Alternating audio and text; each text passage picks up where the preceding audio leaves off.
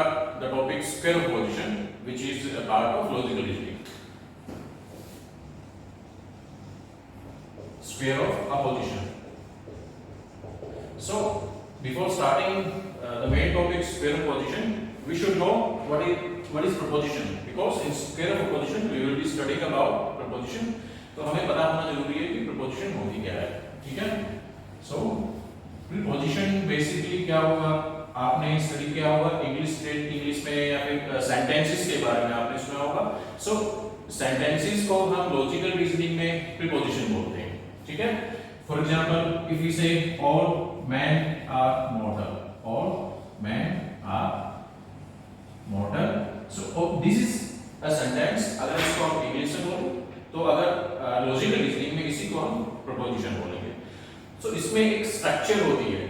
आपकी जो logical reasoning है उसमें हर प्रीपोजिशन की एक स्ट्रक्चर होती है. उस स्ट्रक्चर को हम कैसे बनाएंगे? First is quantifier. क्वांटिफायर क्या होगा? The word which define the quantity in the preposition. वो कौन सा है? ऑल. यहां पे ऑल होगा आपका क्वांटिफायर, ठीक है? Second is subject. सब्जेक्ट कौन होगा यहां पे? Man. So part 2 is your subject. Third is copula. Exam में 2-3 बार आ चुका क्वेश्चन copula में, तो you should know what is copula. Copula होगा जो इंटरलिंक होता है सब्जेक्ट और प्रेडिकेट में, ठीक है? So third is copula. Copula is it defines the relationship between subject and predicate. So modal is your predicate. क्या बनेगा आपका number 4. Modal is your predicate. So the structure of proposition includes a quantifier, all which define the quantity of the proposition. Subject जिसके बारे में बोला जाता है, ठीक है? Copula and predicate. ये subject है, ये predicate है. So copula define the relationship between subject and predicate. So this is the structure of proposition. Okay? तो लॉजिकल रीजनिंग में proposition की बेसिकली स्ट्रक्चर क्या होगी? एक क्वांटिफायर होगा, सब्जेक्ट होगा, copula होगा, predicate होगा. नेक्स्ट अब स्क्वायर प्रोपोजिशन में हमें देखना है कि क्योंकि डिफरेंट टाइप की प्रोपोजिशन होगी, तो उसके बारे में हमें पता होना जरूरी है कि कौन कौन से टाइप की प्रोपोजिशन रहेगी. उसके लिए फिर हम डिटेल में आप नेक्स्ट आपको लेके चलेंगे कि क्लासिफिकेशन ऑफ प्रीपोजिशन. प्रीपोजिशन को क्लासिफाई करने से पहले एक इजी वे में बताने के लिए क्या रहेगा कि we can define it into either on the list into main categories, and they are first इसको हम यूनिवर्सल एंड पर्टिकुलर दो मेन कैटेगरी में डिवाइड करेंगे प्रीपोजिशन को, ठीक है? Again universal can again be divided into affirmative and negative. Particular can also be divided into affirmative and negative. Affirmative and negative. So, classification of proposition includes that we can divide proposition into two broad category, universal and particular. Universal को दोबारा से हम affirmative दो part में divide करेंगे. First is affirmative, second is negative. ऐसे ही particular को भी अफर्मेटिव और नेगेटिव में इनको हम डिनोट करेंगे, डिनोट कर सकते हैं. Affirmative A, universal affirmative is A, universal negative is E, particular affirmative I and particular negative O. ये आपको पता होना जरूरी है कि ए किसको डिफाइन करता है, ई किसको करता है, आई किसको करेगा, ओ किसको करेगा. ए आपका यूनिवर्सल अफर्मेटिव, ई होगा यूनिवर्सल नेगेटिव, आई होगा पर्टिकुलर अफर्मेटिव और ओ होगा particular negative. So square proposition को समझने से पहले आपको पता होना जरूरी है ए, क्योंकि यही चीजें उसके अंदर इन्वॉल्व रहेंगी, उसी के बारे में हमें देखना है. स्क्वायर प्रोपोजिशन के लिए हमें जो देखनी है, जो चीज चेक करनी है कि जो हमारी प्रोपोजिशन है उनमें क्वांटिटी और क्वालिटी, उन दोनों में से कौन सी चीज चेंज होगी, ठीक है? So in square proposition what we study that we try in over here subject and predicate are same, but जो चेंज रहता है, अपोजिशन मिलती है प्रीपोजिशन के अंदर, वो आइदर क्वालिटी में होगी या क्वांटिटी में होगी। तो हमें जो चीज देखनी है, फर्स्ट रिलेशन जो है हमारा दैट इज कॉन्ट्राडिक्शन। कॉन्ट्राडिक्शन के अंदर ए ओ ओ के बीच का रिलेशन होगा ये आपका। Contradiction is found between A and O, E and I. ये क्या होगा, over here subject and predicate are same, ठीक है, all students, some students, students and predicate, subject and predicate दोनों सेम है, but the difference in contradiction is कि ये आपका क्वालिटी क्वालिटी यूनिवर्सल है और इसमें क्वालिटी पर्टिकुलर, क्वांटिटी पर्टिकुलर है। ऑल से सब में चेंज हुआ है और आर इंटेलिजेंट से आर नॉट इंटेलिजेंट में चेंज हुआ है। So in contradiction what we can say that there is change in quantity as well as in quality, दोनों में चेंज होगा। So in contradiction quality and quantity both change, ठीक है। Contradiction में क्या रहेगा, that subject and predicate are same, the change in both in quality and quantity। affirmative से आपका particular बनेगा और universal से affirmative से negative बनेगा, universal से particular बनेगा, ओके। अब इसमें this is contradiction,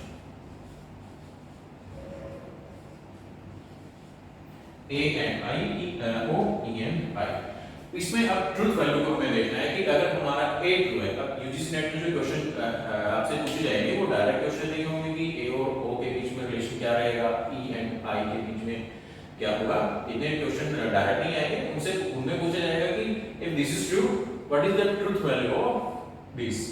तो हमें ये देखना है, आप कैसे देखना है, देखिए if all students are intelligent, if this is considered to be true, तो क्या हम बोल सकते हैं some students are not intelligent? No, क्योंकि यहाँ पे हमने बोल दिया ये ट्रू है, ऑल आर इंटेलिजेंट, तो हम ये नहीं बोल सकते कि some are not intelligent. So what we can say, if this is true this is definitely false, and if this is true this is definitely false, okay. So what we can say, या तो ये true होगा या ये true होगा। अगर ये true है तो ये डेफिनेटली फॉल्स है, और अगर ये ट्रू है तो this is definitely false. both cannot be true and both cannot be false at the same time। ये आपका contradiction में होगा। Second is contrary।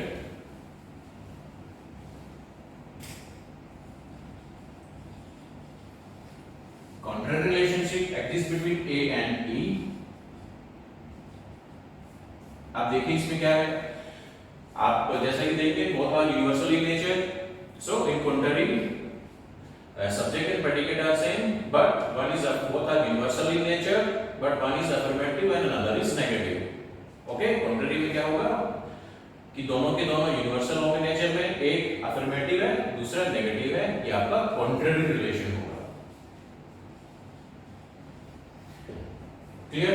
अब बताइए इसमें ट्रूथ वैल्यू क्या रहेगी कि अगर आपका क्वालिटी चेंज होगी कि क्वांटिटी चेंज होगी। See all students are intelligent, all say no means both are universal, so there is no change in quantity, but from intelligent to no students are intelligent, okay, the change is in quality, ठीक है। तो हमें जो देखना है कि जो change होगा क्वांटिटी में no change, because both are universal। दूसरा होगा क्वालिटी, इसमें होगा कहां, अफर्मेटिव टू नेगेटिव, ठीक है। So in contrary both are universal, one is affirmative other is negative. Clear cut जो कैरेक्टरिस्टिक है आपका कॉन्ट्ररी का वो क्या रहेगा, चेंज इन क्वालिटी, लेकिन जो क्वालिटी चेंज होगा वो होगा यूनिवर्सल प्रीपोजिशंस में, ओके। ट्रूथ वैल्यू कि if we say all students are intelligent, इसको अगर हमने ट्रू बोल दिया है तो इसको हम क्या बोलेंगे, no students are intelligent, we can not say this is also true.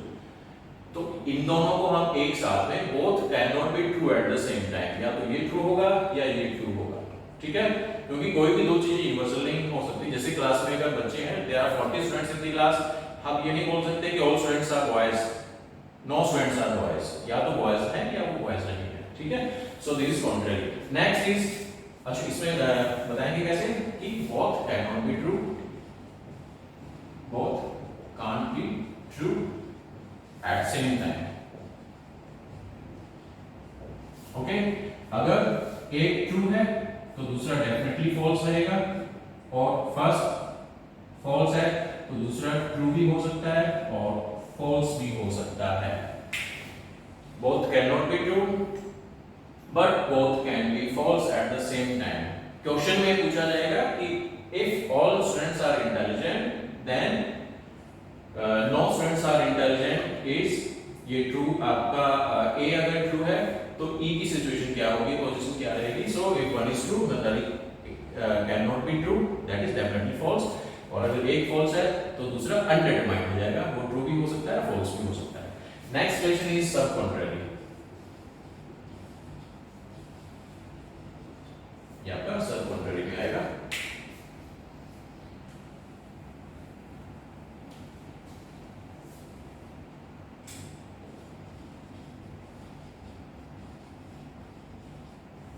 सब कॉन्ट्ररी में क्या होगा, subject and predicate are same but the change is in quality और क्वांटिटी, बोथ आर पर्टिकुलर, ये भी सम है ये भी सम है, तो क्वांटिटी तो सेम है लेकिन quality are intelligent are not intelligent, okay. So the change is in quality, quality change. कैसी क्वालिटी चेंज है, affirmative to negative, but quantity is same, क्यों, बोथ आर पर्टिकुलर, क्लियर। तो यहाँ पे some students are intelligent, some students are not intelligent, clear. तो change is in quality होंगे।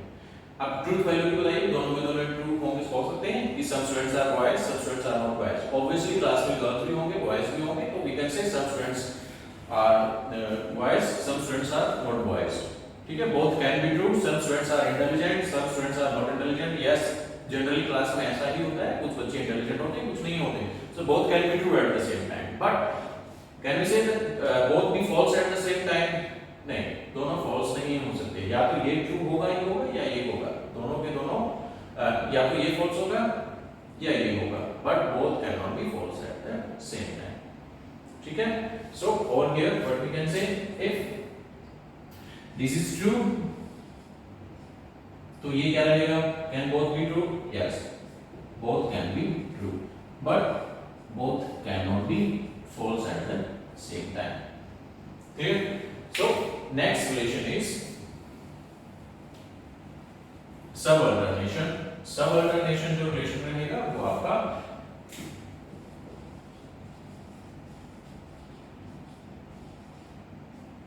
subalternation, A and I, E and O, इसमें A and I, E and O, इसमें होगा subalternation। अब वो क्या होगा, अब मैंने बताया था आपको कि जो चेंज होगा इसमें प्रपोजिशन में वो या तो क्वालिटी में होगा या क्वांटिटी में होगा, तो यहाँ पे आप बताइए कि इसमें क्या होगा, all to some, no to some। so this is affirmative, this is affirmative, only the change is in quantity। so subalternation में जो चेंज रहेगा वो सिर्फ क्वांटिटी में होगा, E में और O में क्वांटिटी में चेंज है, A में और I में क्वांटिटी में चेंज है, ठीक है। Subject to predicate are same but the change in quantity only, quality same रहेगी। truth value देखिए, if all students are intelligent, some students are intelligent, obviously अगर आपका universal true है तो particular true होगा, अगर आपका A true है तो आपका I true definitely होगा, अगर आपका ये false है तो ये क्या होगा, true भी हो सकता है false भी हो सकता है, क्यों, all students are intelligent if this is false, क्यों, क्योंकि क्लास में कुछ इंटेलिजेंट हैं कुछ इंटेलिजेंट नहीं है, इसलिए all students are intelligent false होगा। तो क्या हम बोल देंगे कि ये भी false है, नहीं, ये true भी हो सकता है ये false भी हो सकता है, क्लियर। लेकिन अगर हम बोलते हैं this is false, some students are intelligent is false, it means कि क्लास में इंटेलिजेंट कोई भी नहीं है, तो ऑल स्टूडेंट्स आर इंटेलिजेंट क्या बनेगा, डेफिनेटली फॉल्स होगा। तो जो फाल्सिफिकेशन है वो आपका पर्टिकुलर टू यूनिवर्सल चलेगा, कि पर्टिकुलर अगर आपका फॉल्स है तो यूनिवर्सल डेफिनेटली फॉल्स होगा, और अगर आपका यूनिवर्सल ट्रू है तो पर्टिकुलर डेफिनेटली ट्रू होगा। Okay, so this is subalternation A and I, E and O. Clear? तो नेक्स्ट क्लास में हम इस स्क्वायर ऑफ अपोजिशन पे बेस्ड जो प्रीवियस ईयर क्वेश्चंस हैं उनको डिस्कस करेंगे 19 और 20 के। ठीक है, we will be definitely able to solve all the question 19 and 20 on the basis of whatever has been taught in this class, definitely. ठीक है, तो मिलते हैं नेक्स्ट क्लास में। ओके।